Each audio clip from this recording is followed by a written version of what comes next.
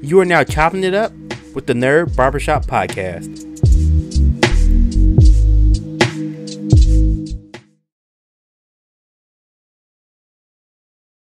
Thank you. Welcome to a brand new episode of the Nerd Barbershop Podcast. I'm Terry Williams. Thank you so much for clicking on this episode and hanging out with me for a little bit. Also, happy holidays. This video. Actually, it will be a video, but this podcast will be coming out right around the holiday season. So let me say happy holidays for everyone that celebrates, Hanukkah, Kwanzaa, Christmas, whatever you celebrate during this time. Want to make sure you have a blessed, safe, and happy holidays. And so, since we're at the tail end of 2023, I want to talk about a little bit of the future of video games. At the time we recorded this episode, the Game Awards was about 2-3 weeks ago. I just kind of want to talk about the future of the gaming industry and just kind of the way that I see it so far. And so, the Game Awards was actually really, really good. It's probably one of the better ones that they've had in a while. But there were some surprising things, something not so surprising, like God of War pretty much won just about every nomination they had except for Game of the Year. That went to Elden Ring. We saw some really good trailers for stuff I'm really excited about. One again I'm really, really excited about is Replaced, which is by a small indie studio, which was supposed to come out this year, but it got pushed back to next year because all the stuff that was happening in Ukraine. The studio, I'm pretty sure it's in Ukraine or in that area, so they delayed it, to protect the developers and everything like that and their families. So they decided to delay the game. But what I really want to talk about was there was kind of this elephant in the room where Microsoft didn't have anything. This is, I think, the first year in a long time where Microsoft didn't show off a single exclusive. There was no Forza, no Gears of War, no Fable, no Destiny, nothing like that. There was nothing from an exclusive from Microsoft, which a lot of people was kind of weird about. Some people were up in arms. I saw some comments talking about it. I saw some news articles about it. But I have an idea why that was the case, and I'll talk about that kind of at the back end of this episode, because I think that's kind of a really big spot. So we're going to kind of focus on the first part on Nintendo and Sony. I think Nintendo had a pretty solid year. Splatoon 3 was probably their biggest release that came out this year. I think there was a new Fire Emblem that came out. Mario Strikers, forget what was it called? Battle Charged or something like that. The new Mario Strikers game, which kind of underwhelmed, but it was just so cool that it came out. But Splatoon 3 was definitely kind of ace in their hole. And of course, they released technically 3 different Pokemon games. Pokemon Arceus came out at the beginning of the year. Pokemon Scarlet and Violet came out at the end of the year. Even though Scarlet and Violet is pretty much the same game with different paint, we could call it 2 separate games. So they dropped technically 3 Pokemon games in 1 year, which is insane. This is a crazy work schedule. So that's kind of Nintendo, but they did pretty well. They did pretty solid. They worked on they added some more stuff into their Nintendo 64 virtual console, some other stuff. However, the biggest elephant in the room for Nintendo that we all know about is, are we getting the Switch Pro? Are we getting a new Switch? Some new hardware? Because the Switch is coming, I think it's almost 7 years. I'm pretty sure it's 6 or 7 years the Switch has been out. And they haven't announced any new hardware, a new system, any new anything.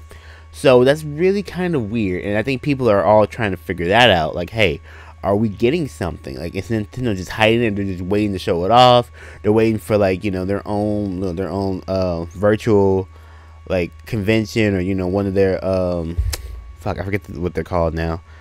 They're their showcases, a Nintendo showcase or something like that. I don't know, but that's kind of elephant in the room for Nintendo.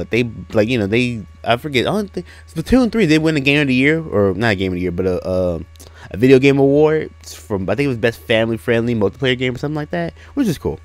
But yeah, and I think Zelda's coming out next year, so they got some stuff in the bag. And of course, the Mario movie, the Super Mario Bros. Movie, which comes out in April next year, which looks really, really good.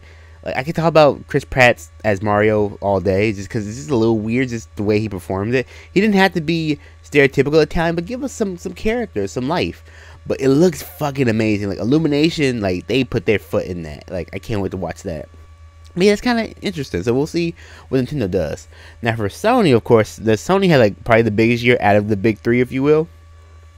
Because of course, Sony dropped Horizon Forbidden West came out, but of course the game that a lot of people thought was probably gonna be Game of the Year was God of War Ragnarok. And also, I think it's weird that they got so many video game nominations when the game literally came out, I think a week before 2 weeks or a week and a half before the Video Game Awards, and they got all these nominations, which is really, really weird. I thought Elden Ring should have gotten more, but that wasn't the case. And I just thought that was kind of weird, but we'll have to get into that right now. And so yeah, so that was just kind of what I was thinking about, and I'm really, really excited about. Hold on, give me 1 second. I'm actually doing something. If I can find what I want to do. Okay, never mind. Oh wait, no, I think I found it. Okay, had to get rid of something really quickly. Don't mind that. But yeah, but Sony, God of War Ragnarok was an absolute monster. We all kind of assumed it tore it. I think it won 7 out of 8 of its nominations or something insane. And just there's gonna be a God of War show coming out on Amazon.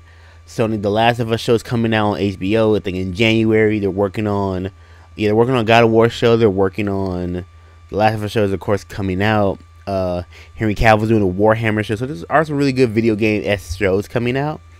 I think Sony really tore it up. But the one thing about Sony that was really, really big, and of course they started their PlayStation like Stars program, which is like this reward system.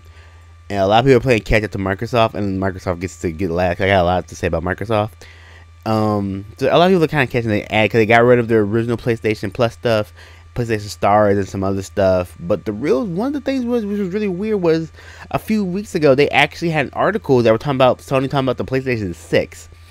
I didn't really read them too much, and I didn't really get too much into them because it just seemed kind of weird where people are just starting to be able to get PlayStation 5s. And you're already talking about the PlayStation 6? Like, I know you always think about the future and moving forward, but it's like, PlayStation 5 has barely been out a year, and you finally got some. So people can actually get it. And you're already talking about a 6, so I thought that was kind of weird. And yeah, so I was just curious, like, what was that? Like, I didn't really read too much into it. But we'll see where that goes. And kind of the last part, if you talk about the big three in gaming, you got to talk about Microsoft. Like I kind of said earlier, Microsoft didn't really have a lot of software exclusives. None really came out. None of their big games really came out. But one that they've been doing and that they were really tinkering is Game Pass. And honestly, for the future of video games, I think Game Pass is the future of video games. And I was telling my uncle this, how one of my coworkers is. I think it's game, and I think Microsoft knows it, and they see it. And if you pay attention, Nintendo and Sony have both been trying to do their own Game Pass. Sony has like the Virtual Console, they have like the Super Nintendo and the N64 stuff. Like they're trying to do their own version of Game Pass, quote unquote. Sony, of course, now every month you get free games. You get free games if you're a PlayStation Plus subscriber. Get some free stuff, but it's not quite the same as what Game Pass does, which is kind of insane when you think about it. And I think a lot of they're playing catch up, and I think that's why Microsoft hasn't really focused on necessary video games. So they dropped some stuff here and there, like High Life, I think is the name of the last game that came out, the first person shooter made by the people that create Rick and Morty, which has done pretty well. It's on Game Pass. I think it's done pretty well. Got really good reviews. People are enjoying it. I think their Game Pass is their baby, and they're really, really making that special, in my opinion. And I think that's something that Nintendo can't copy, Sony can't copy. And they're trying to play catch up to that. And Microsoft is so far gone with it that I don't think they'll be able to catch up. Google wanted Stadia to be Game Pass, but they just didn't quite have something behind it. Microsoft has been probably tinkering with this for probably like 10 years. They've probably been working on this for so long that they already knew that they had something special. And when they dropped it, it just made sense. Because if you have an Xbox, you should have Game Pass. There's no way you don't have Game Pass. You're already getting you already pay for your subscription or whatever. You should have Game Pass. It's $15 a month or $14.99. $15 a month. Let's just call it spade a spade. A month to have unlimited games with Game Pass. Also, if you have a PC and you run Windows, Microsoft Windows, you can get Game Pass on your computer. So you can pay, I think it's $10 for the PC version, $15 for the regular version. So it's like a $5 difference. I had the PC version for a while. I got rid of mine because I wasn't working. I might get mine back. We'll see how that goes. But it's just worth having. Like if you play video games and you enjoy it, and you have an Xbox or PC, you should have Game Pass. Like if you have a PC, you should have Steam. There's no reason why you shouldn't have Steam. And honestly, the only thing that compares to Game Pass is Steam, just in terms of just the volume of stuff. Only about Game Pass is you pay for it monthly. Those games are available, just like Netflix. They're kind of becoming like the Netflix of video games, if you will. They're there. Also, if you have Game Pass, you download a game and you get rid of Game Pass, guess what? You still have those games, which is really, really dope. They're still on your system because you downloaded them, which I think is really, really cool. I like that feature of it.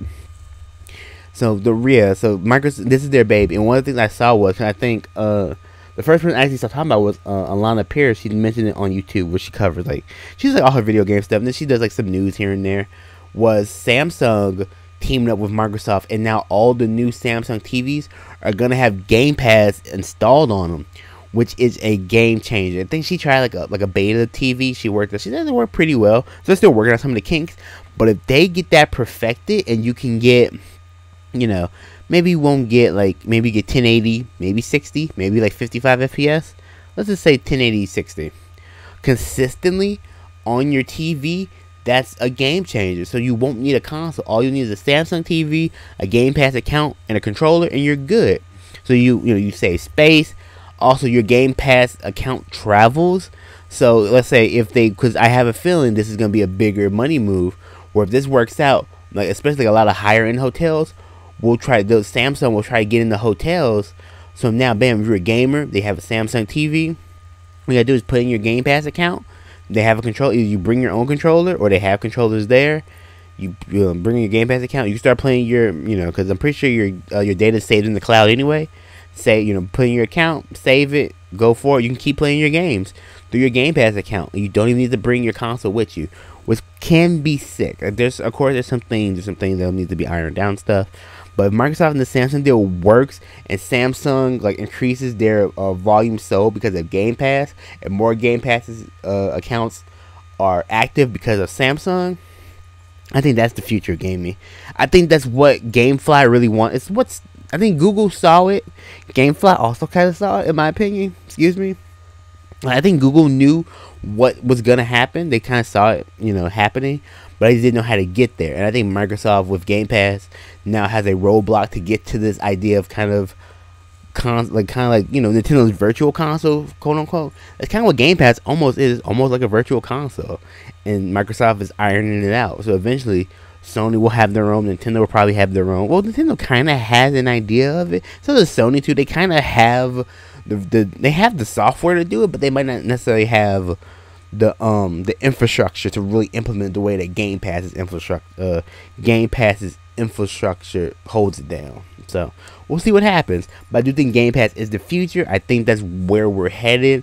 I think a lot of places are coming. And of course, we have the Steam Deck, which released. I think it released officially this year, which I like. Which I want a Steam Deck. I don't necessarily need one because I have a Switch, but I do want one personally because I think the Steam Deck is really, really dope. Also, the Steam Deck, I think, is finally Valve's answer to what they tried to do with the Steam machines and the Steam boxes, which both didn't do really, really well. But the Steam Deck is it's right there. So a Steam Deck 2, when they iron out some kinks, it's a little bit slimmer, a little bit cheaper. They can make it a little bit cheaper for people. Oh, it's gonna be nuts. And I kind of advise you, if you don't have a console, get a Steam Deck. If you don't have a console, you're trying to decide between Xbox and Nintendo or Sony, get a Steam Deck, because Valve gets a lot of, Valve gets a lot of those games eventually. Also, I think you can do some stuff where you might be able to get Game Pass on your Steam Deck. I don't know if anyone has done that yet, but if you can get Steam Valve if you can get Game Pass on your Steam Deck, that's also a super game changer, and you can emulate some games too. And the Steam Deck does it pretty well. I get the high expensive Steam Deck, the most expensive one, but I think Steam Deck does some pretty decent emulation too. I watched a video with it. You can do some pretty dope shit with your Steam Deck. So keep that in mind. The Steam Deck is also a really, really, really dark horse. If you don't have a console, you can get a deck. You can get a dock for it, so you hook it up to your TV. You can play it on your big screen TV. Or you could play a handheld. But that's kind of it. So thank you for checking out this brand new episode of the Nerd Barbershop Podcast. Thank you so much for supporting the podcast this year. I know I haven't uploaded as much as I wanted to, but thank you so much for rocking out and supporting as much as you can. I do have another episode that will be coming up really, really soon after this one, which I will be talking about Street Fighter 6, which I'm really excited about. I'm really excited. I played the game, a little bit of the beta, loved it. I am going to talk about that in the very next episode of the podcast. Thank you so much for rocking with me. I greatly appreciate it. Again, happy holidays, happy New Year as well, because we're almost at that time where 2023 is right around the corner. So, older than forever, slicing, dicing, gaming. Not just a motto, it's lifestyle. I'll see you in the next podcast. Later.